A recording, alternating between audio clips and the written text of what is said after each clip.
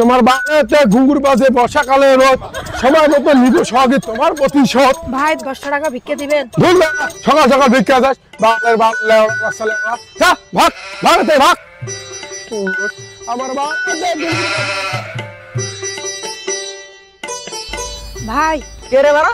10 টাকা ভিক্ষা দেন না। শুকর কুকুর বানর দেখতেছি না এখানে কাজ করে খাইতে পারি না, যা একটা ভাগ ভাগ।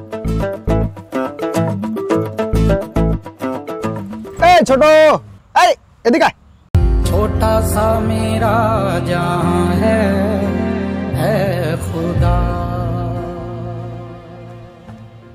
দেখলাম দুজনের কাছে খুব অপমানিত হইলি।